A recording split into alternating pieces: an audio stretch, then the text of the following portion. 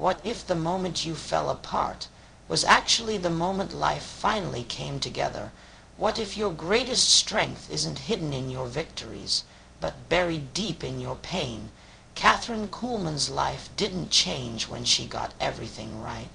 It changed the day everything broke, and she didn't run from it, because sometimes the moment your heart shatters is the same moment your real power starts to rise, not in spite of the pain, but because of it.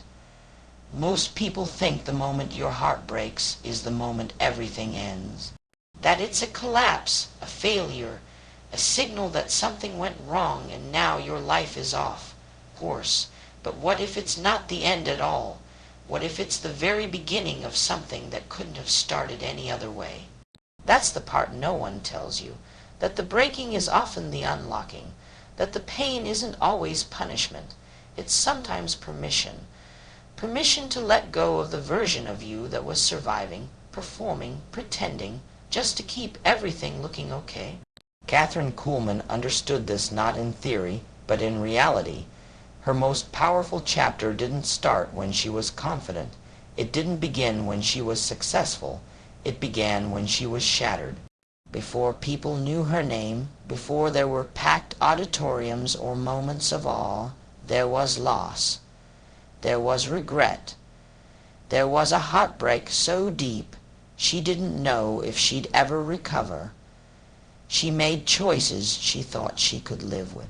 She tried to protect the image, preserve the plan, but the truth has a way of shaking everything loose, and when her heart finally broke under the weight of it all, what came out wasn't weakness. It was the raw material for something real. Something deeper than anything she had ever experienced. You see, most people are walking around with unbroken hearts. They've built armor around their feelings, around their truth, around the things they don't want to face. And that armor might keep things safe, but it also keeps things out. It blocks connection. It blocks authenticity. It blocks the very power they're praying to find, because the heart that's never been broken is often the heart that's never been fully open. When Kathryn's heart broke, it was like something split open inside her, and in that space, between the pieces, something higher, something stronger, something unseen slipped in, not because she earned it, but because she became willing. She became soft in places where she had once been closed, and that softness, that's where the power started to rise. It wasn't glamorous. It wasn't instant. She wept. She doubted. She walked through silence, through loneliness, through the ache of letting go. But in that place where everything familiar had fallen away, she met herself. Not the version she thought the world wanted. The real one, the one who didn't need applause, the one who wasn't chasing perfection, the one who had nothing left to prove, and that version, she carried something the world couldn't ignore. The heartbreak cleared the path. It stripped away everything fake. It humbled her in a way that made space for something else to take root, not performance, presence, not confidence, conviction, and once she touched that depth, once she saw what was buried beneath all the image and striving, she couldn't go back. That's what pain does when you let it speak. It reintroduces you to your soul. It shakes you loose from the things that were never meant to stay, and though it hurts, deeply, sometimes beyond words, it also reveals the doorway to the kind of power that can't be taught, the kind that has to be felt. Kathryn didn't rise in spite of her heartbreak. She rose because of it, because when her heart broke, it didn't just break down, it broke open, and from that opening came a voice, a presence, a quiet strength that didn't need permission from anyone else. The power wasn't on her. It was moving through her, and it started in the ruins of her old life. So no, the moment your heart breaks isn't the end. It's the beginning of the life that actually belongs to you. The one that's not held together by pretending, by fear, or by control, but the one built on truth, the one built on surrender, the one built on the strength that only comes after everything else has fallen away. And when that strength comes, it doesn't need to shout, it just shows up, steady, unshakable, real. We live in a world obsessed with control. We plan, schedule, micromanage every detail of our lives, hoping that if we just hold on tight enough, things won't fall apart. But the truth is, nothing real ever grows in that kind of grip, because control, for all its promises, is just fear dressed up as responsibility. And sooner or later, life has a way of showing us that control is an illusion. Sooner or later, something breaks. Kathryn Kuhlman learned this the hard way. She didn't begin her journey thinking she'd lose so much. She thought she was doing the right thing. She thought she could manage it. But no matter how much she tried to hold it all together, the appearances, the image, the plan, things slipped through her hands. And when they did, she found herself standing in the middle of something she didn't expect, the end of the life she thought she had to protect. It takes that sometimes, a shattering, a collapse, a moment when all your best efforts to keep the story intact just stop working, when the pieces fall and there's nothing left to hide behind. That's where real power starts. Because when the illusion of control finally breaks, what's left is something far more honest, something far more powerful. Kathryn could have quit right there. She could have disappeared. She could have let shame take over and write the rest of her story. But she didn't. She stood in the wreckage of her plans and chose something few people ever do. She chose to let go, and not just of the situation, but of the need to control what came next. Letting go is not weakness. It's not quitting. It's courage, real courage, the kind that says, I don't know how this ends, but I trust what's coming more than I trust what just broke. Most people never get there. They hold on too long. They try to fix things that aren't meant to be fixed. But Kathryn learned what happens when you stop trying to tape your life back together and start letting life rebuild you instead. And that rebuilding doesn't begin with effort. It begins with surrender. Surrender to the moment. Surrender to the truth. Surrender to the idea that maybe, just maybe, what's breaking isn't destroying you, it's freeing you.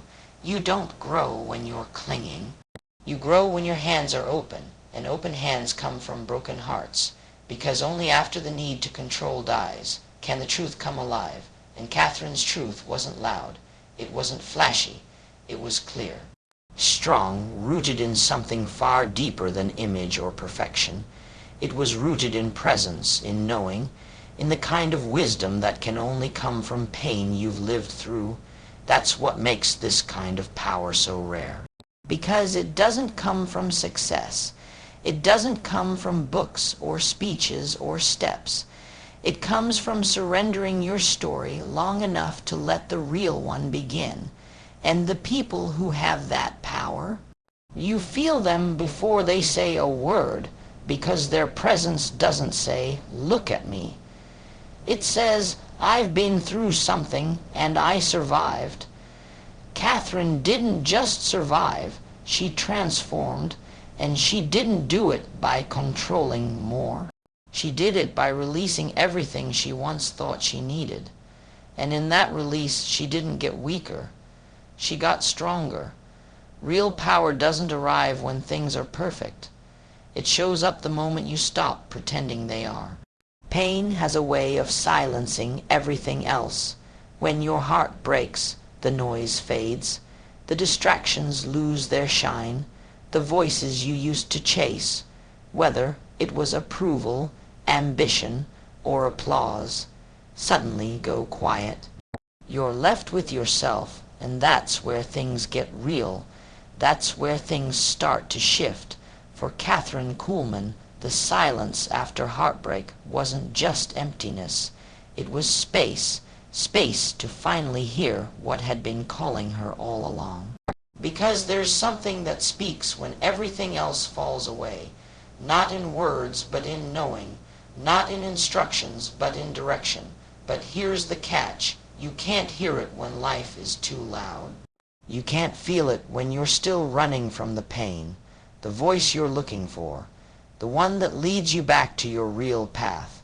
It doesn't speak through chaos. It speaks through the quiet that follows the break. Most people never get still enough to hear it. They rush to fill the silence, to fix the ache, to cover the wound before it teaches them what it came to reveal. But pain has a purpose. It doesn't just hurt. It sharpens. It focuses. It reveals what matters and strips away what never did. It's not there to punish you. It's there to clear the room. Kathryn had to face herself, not the version that smiled through stages or stood with confidence, but the one that was raw and undone. And it was in that version, humbled, broken, silent, that she heard it, not a shout, not a command, but a quiet pull, a subtle knowing that she was being redirected, not rejected, that her collapse wasn't her conclusion. It was a course correction, and she could only feel that truth once the pain had cleared the noise. This is why heartbreak is sacred ground, because once the old structures fall, the ego, the image, the plans, what's left is something pure, something untouched by performance. And in that rawness, in that open, honest silence, something begins to speak that's been waiting all along. It's not dramatic, it's not urgent, but it's powerful. It's the kind of voice that doesn't beg for attention. It just calls. Gently, directly, and the more you stop trying to escape the pain, the more you hear it. The more you stay in that stillness, the more clear it becomes. Kathryn didn't rise because she heard something no one else could. She rose because she stopped long enough to listen. And when she did, her path became undeniable. She didn't follow a map. She followed a voice that only became clear when the world went quiet. That's how real power starts. Not with answers, but with awareness. Not with a plan, but with presence. When your heart breaks, it's not the end of your story. It's the beginning of your listening. And once you hear the voice that speaks in the silence, you never move the same way again.